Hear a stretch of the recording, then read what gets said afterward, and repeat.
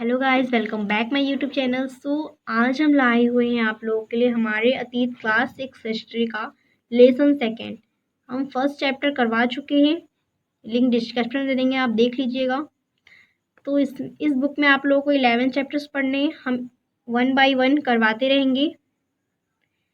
तो देख लेते हैं इस लेसन का नाम क्या है। आरंभिक मानव की खोज में।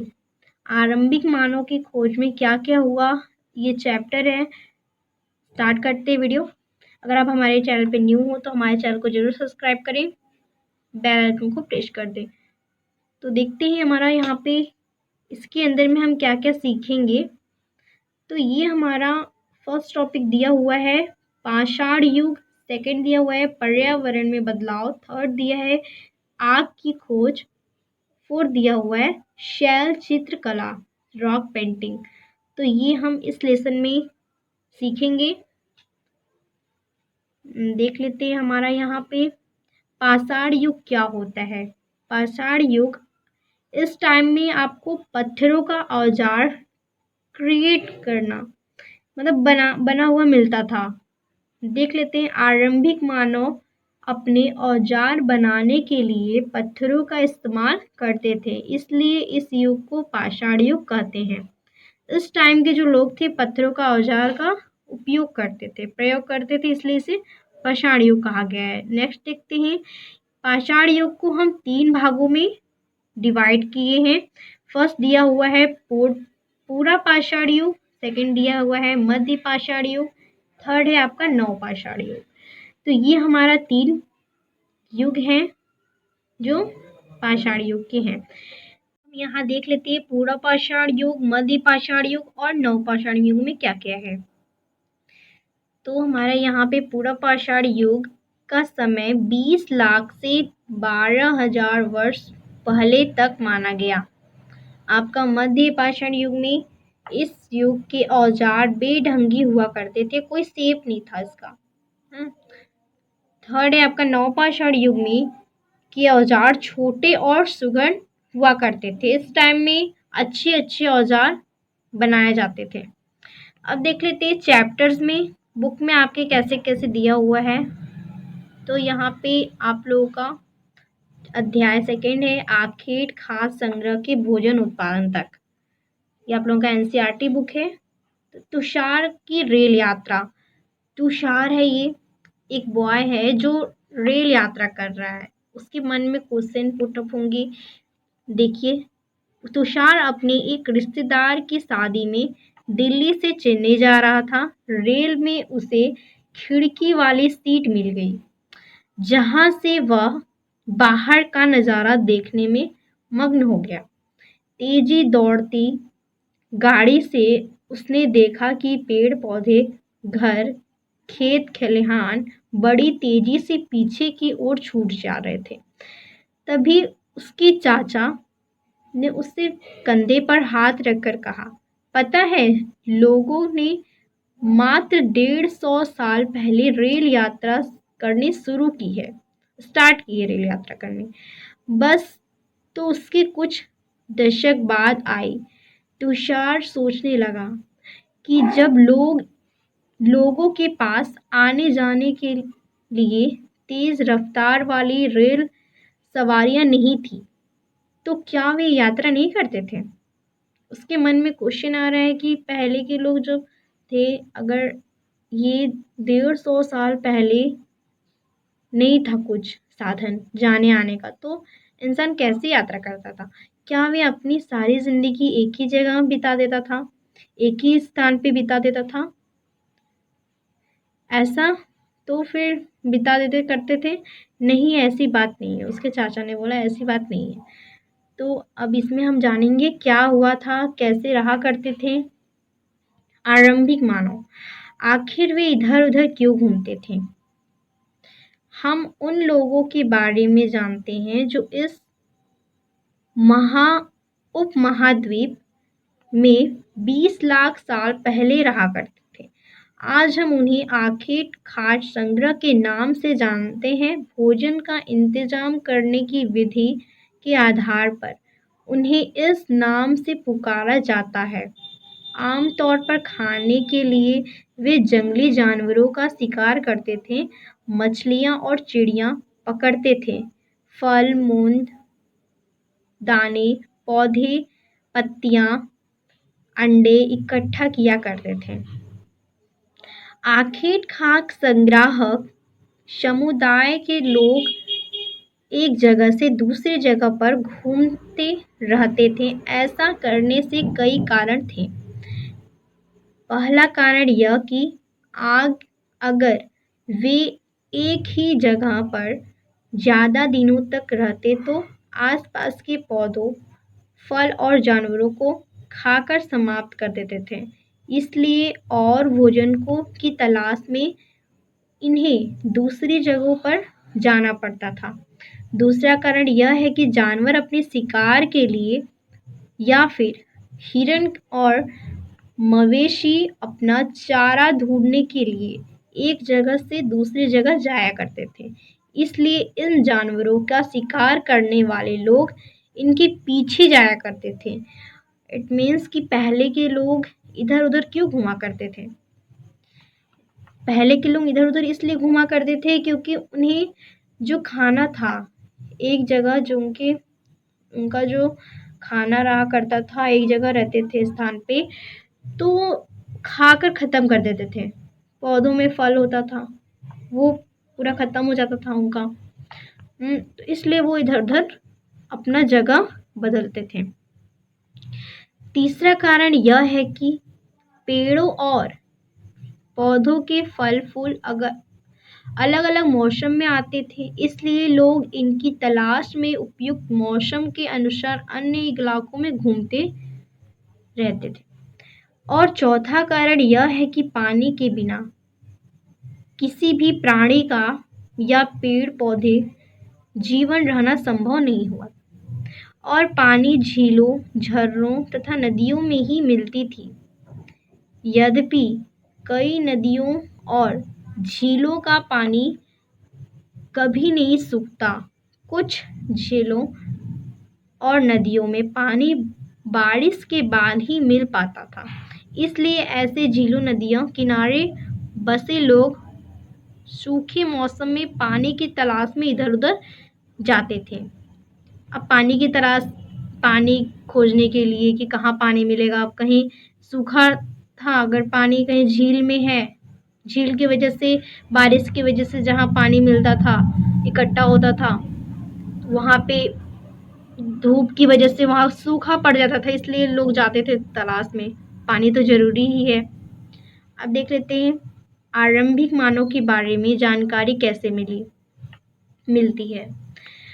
पुरातत्वविदों को कुछ ऐसी वस्तुएं मिली हैं जिनका निर्माण और उपयोग आखिर संग्रह किया करते थे। यह संभव है कि लोगों ने अपने काम के लिए पत्थरों, लकड़ियों और हड्डियों के औजार बनाए हों। इनमें से पत्थरों के औजार आज भी बचे हैं। इसमें से कुछ औजारों का उपयोग फल फूल काटने, हड्डियां और मांस काटने तथा पेड़ों के खाल और जानवरों के खाल उतारने के लिए किया जाता था। कुछ के साथ हड्डियों या लकड़ियों के मुट्ठे लगा कर भले और बाण जैसे हथियार बनाए जाते थे। कुछ औजारों से लकड़ियां जाती थी। लकड़ियां का प्रयोग ईंधन के साथ साथ झोपड़ियां और औजार बनाने के लिए किया करते थे। तो ये जो लकड़ी हुआ करते थे पहले के, उसको काटने के लिए पत्थरों का यूज़ करते थे, उसे खाल उजाड़ने के लिए लकड़ियों का, और मांस काटने के लिए पत्थरों का यूज़ करते थे। तो उस टाइम में ये वैसे काम करते थे। अब ये पत्थरों के अलावा औजार बनाने के लिए हड्डियां, लकड़ियां इस्तेमाल होता था। पत्थरों के औजार सबसे बड़ी खासियत यह थी कि इसमें कुछ तो हम आज भी इस्तेमाल करते हैं उस टाइम के जो औज़ार हैं आज भी हम यूज़ करते हैं। जैसे कई घरों में अपने मसाले पीसने, आप मसाले में सिलबट्टे जो होते हैं उसके ऊपर हम वो यूज़ करते हैं मसाले को कूटने में। आपने देखा होगा। अब देख लेते हैं पत्थरों के औजार का उपयोग। तो ये हम पढ़ चुके हैं। मांस और हड्डी काटने में उसका यूज़ होता था, पेड़ के खाल, जानवर की चमड़ी उतारने में उसका, फल जड़ काटने में ये सब यूज़ होता था। कुछ औजार हड्डियों या लकड़ियों से हैंडल से जोड़कर कुल्हाड़ी और हथौड़ी बनाई जाती थी। देख लेते हैं पर्यावरण में बदलाव। आप लोग के पर्यावरण में क्या क्या बदलाव हुआ उस टाइम में। तो सही तापमान मिलने से हरित पादप तेजी से पनपने लगे। हरे हरे पौधों के पनपने के से जानवरों और मनुष्यों के लिए भोजन की उपलब्धता बढ़ने लगी। यही वह समय था जब आज के जमाने के कई स्थानधारियों का विकास हुआ। इससे मांस की उपलब्धियां बढ़ गईं। पाषाण युग का अधिकांश हिस्सा हिम युग आइस एज के दौरान बीता था। उस जमाने में चारों तरफ बर्फ ही बर्फ थी और धरती पर घास पात न के बराबर था। उस टाइम में जो था पूरा चारों ओर बर्फ ही बर्फ था। धरती पर पूरा घास न के बराबर था। आप लोगों का घास था ही नहीं उस टाइम। तापमान में वृद्धि के कारण लगभग 12,000 वर्ष पहले हिम युग का अंत हो गया। इसके साथ ही जमीन का एक बड़ा हिस्सा साफ हो गया। हिम युग के बाद घास के परिवार के पौधे पूरी दुनिया में तेजी से पनपने लगे। अब जब ये जो इसका बर्फ का हिस्सा था वो आधा टूटकर निकल गया, उसका अंत हो गया तेजी से। तो फिर उस पे जो घास छोटे छोटे जो उगते हैं उनका पूरा तेजी से पनपने लगे। वो घास जो थे धान, गेहूं और मक्के जैसे पौधे घास के परिवार के सदस्य हैं। यानी हमारे भोजन का अधिकांश हिस्सा घास के परिवार से मिलता है। यही वह समय हो रहा होगा जब लोगों ने अनाज का इस्तेमाल करना शुरू किया होगा। हम लोग यहाँ पे अनुमान लगा सकते हैं उस टाइम में क्या क्या हुआ था, कैसे कि घास से आप लोगों का गेहूं, धान, मक्का ये सब बनना स्टार्ट हो गया धीरे धीरे। लोग कहाँ रहते थे उस टाइम में। तो पूरा पाषाण युग में लोगों के रहने के कुछ मुख्य स्थान भीमबेटका मध्य प्रदेश में, हंगी कर्नाटक, कुरनूल की गुफाएं आंध्र प्रदेश। आपका मध्य प्रदेश, कर्नाटक और आंध्र प्रदेश में वो रहते थे पहले के युग में। आप लोगों का यहाँ पे देख लीजिए, आप लोगों का यहाँ पे मध्य प्रदेश यहाँ बीच में पड़ेगा, आंध्र प्रदेश आपका यहाँ पे पड़ेगा और कर्नाटक आपका बगल में। तो यहाँ पे लोग पहले के लोग इस स्थान में यहाँ पे रहते थे। ये लोग जो जहाँ रहते थे वहाँ पे क्या उपलब्धता थी तो देख लेते हैं। ये स्थान नदी के निकट है। इसका मतलब कि पानी की कोई कमी नहीं रही होगी उस टाइम में। ये स्थान दक्कन के पठार पर है। दक्कन के पठार में प्रचुर मात्रा में पत्थर हैं, यानी औजार बनाने लिए कच्चा माल प्रचुर मात्रा में था उस टाइम में जहाँ ये स्थित थे। तो उस टाइम में आप ये लोग पेंटिंग भी करते थे। तो यहाँ पे इन गुफाओं में लोग रहते थे कि दीवारों पे कुछ पेंटिंग चित्र मिले। इनमें सुंदर उदाहरण मध्य प्रदेश, दक्षिण उत्तर प्रदेश की गुफाओं में मिले। इनमें जंगली जानवरों की बड़ी कुशलता से सजीव चित्र किया गया है।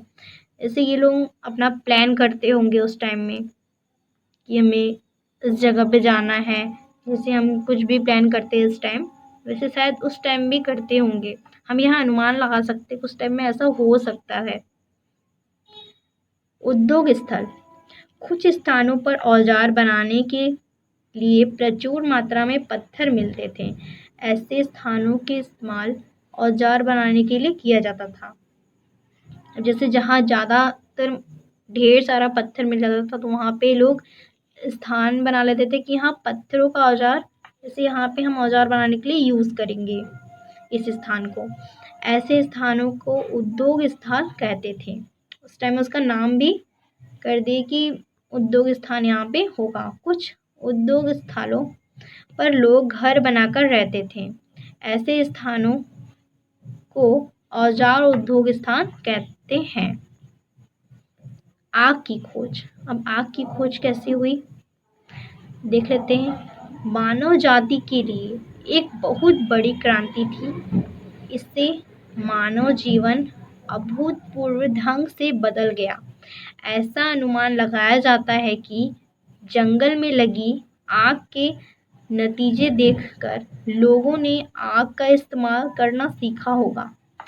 उस टाइम में जब आग लगा होगा तो देखकर इंसान आग का यूज़ करना सीखा होगा। किसी ने गलती से मांस का टुकड़ा आग में गिरा दिया होगा, फिर उसे पकने के बाद जब चखा होगा तो उससे पके स्वाद का पता लगा होगा।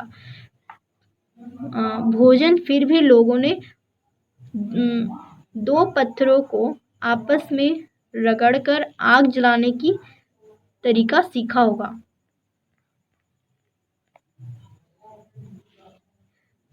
कुरनूल की गुफाओं में राख के अवशेष मिले। इससे पता चलता है कि इन गुफाओं में रहने वाले लोग आग के इस्तेमाल करना जानते थे। आग का इस्तेमाल कई कामों में हो सकता था। आग से पेड़ों को जलाकर जंगल साफ किया जा सकता था। आग के खाना पकाने के लिए किया जाता था। आग का इस्तेमाल से जंगलों जानवरों से दूर रहने के लिए किया करते थे। देख लेते हैं पत्थरों के औजार का निर्माण कैसे हुआ। पत्थरों के औजारों को कैसे बनाया जाता होगा, इस बारे में इतिहासकारों ने कुछ अनुमान लगाया। पाषाण युग औजारों को बनाने की दो विधियां हो सकती हैं। पहला विधि है आपका पत्थर से पत्थर को टकराना, दूसरा है दबाव सक्र तकनीक। तो पहला देख लेते हैं, पत्थर से पत्थर को टकराया जाए तो इस तरीके से औजार बनाने के लिए एक हाथ से एक पत्थर को लेकर उस पर किसी दूसरे पत्थर की वार किया जाता था। ऐसे तब तक किया जाता था तब तक वो सही आकार न मिल जाए। जैसे कि यहाँ पे आप लोगों का कोई एक पत्थर है, उसको उस पत्थर पे वार करते थे, मारते थे, पीटते थे कि वो अपने शेप में आ जाए, जैसा शेप देना वो चाहते हैं। दूसरा आपका है दबाव सक्र तकनीक। इसमें आप लोगों का क्या किया जाता था, बड़े से पत्थर को लेकर उसको सेक देते थे उस पत्थर को। इसमें एक दूसरे को वार नहीं करते थे, उसको मारते थे, उससे भी एकदम जोर से पीटते थे कि वो अपने शेप में आ जाए। इस विधि में क्रोड जिस पत्थर का औजार बनाना हो, किसी दूसरे सख्त पत्थर सतह की रख दिया करते थे, फिर उसके ऊपर बड़े पत्थर को पीट पीट कर सही आकार दिया करते थे। तो अब देख लेते हैं इसमें अनाज के उपयोग, बीज के बारे में, खाद के बारे में, उपहार के रूप में भंडार के लिए क्या क्या हुआ करता था। तो एक नवीन जीवन शैली क्या हुआ करती थी उस टाइम में। तुम किसी पौधे के बीज को बोकर देखो, तुम पाओगे कि इसे विकसित होने में कुछ वक्त लगता है, जिससे कुछ दिन, महीने या फिर साल तक लग जा सकते हैं। इसलिए जब लोग पौधे उगाने लगे तो उनकी देखभाल के लिए उन्हें एक जगह से ही लंबी समय तक रहना पड़ता था, एक ही जगह उन्हें रहना पड़ता था। बीज बोने के से लेकर फसलों का कटाई पकने तक का, पौधों की सिंचाई करने, खरपतवार हटाने, जानवरों और चिड़ियों से सुरक्षा करने जैसे बहुत से काम शामिल थे। कटाई के बाद अनाज का उपयोग बहुत संभल कर करना पड़ता था। अनाज को भोजन और बीज दोनों ही रूपों में बचाकर रखना आवश्यक था। इसलिए लोगों को इसके भंडार की बात सोचनी पड़ती थी। बहुत से इलाकों में लोगों ने मिट्टी के बड़े बड़े बर्तन बनाए, टोकरियां बुनी या फिर जमीन में गड्ढा खोदा। अब देख लेते हैं जानवरों से क्या क्या हमें मिल सकता है। जानवर चलते फिरते खाद्य भंडार कैसे हो सकते हैं। जानवर बच्चे देते हैं जिससे उनकी जनसंख्या बढ़ती है। अगर जानवरों की देखभाल की जाए तो संख्या में वृद्धि हो रही है। साथ ही उनके दूध भी प्राप्त हो सकता है जो भोजन का एक अच्छा स्रोत है। यही नहीं बल्कि जानवरों से हमें मीट, मांस भी मिलता है। दूसरे शब्दों में पशुपालन भोजन भंडार का एक तरीका है। अब यहाँ पे क्वेश्चन पूछा गया है, भोजन के अतिरिक्त जानवरों से क्या क्या मिल सकता है। हमें मीट मिल सकता है जानवरों से। आज जानवरों का उपयोग किस लिए होता है। दूध के लिए, मिल्क के लिए। अब इसके आगे देखते हैं। ये सब हम पढ़ चुके हैं। जो जो औजार मिले थे उन पत्थरों को कैसे आकार दिया करते थे पीट पीट कर। अब मिट्टी के कई बर्तन भी उस टाइम बनाया करते थे कि अपने सामान को इकट्ठा करें। और यहाँ पे जो ये ऐसे टाइप में घर बनाते थे लोग, चार कोने की, एक में वो भंडार अपना सब इट मीन्स कि इसमें जो ढेर सारे उनका फसल जो होता था सिंचाई बुनाई का, धान गेहूँ सब एक भंडार में रखते थे और एक में रहते थे वो लोग और बाकी अपना यूज़ करते थे। अब यहाँ पे देख लेते हैं शैल चित्रकला। शैल रॉक पेंटिंग क्या होता है। पूर्व पाषाण युग के लोग अच्छे कलाकार भी थे। उस टाइम में हम पहले देख चुके जो ढेर सारे जो गुफाएं थी उसके अंदर में हमें चित्र मिले थे। तो पाषाण युग की गुफाओं में कई रॉक पेंटिंग मिली हैं। भीमबेटका की गुफाओं में कई सुंदर तस्वीरें हैं। अधिकतर पेंटिंग में जानवर और शिकार को दिखाया गया है। इतिहासकारों का मानना है कि ऐसे तस्वीरों को किसी खास उत्सव के मौके पर बनाया जाता होगा। शिकार पर जाने से पहले लोग ऐसी पेंटिंग बनाते होंगे।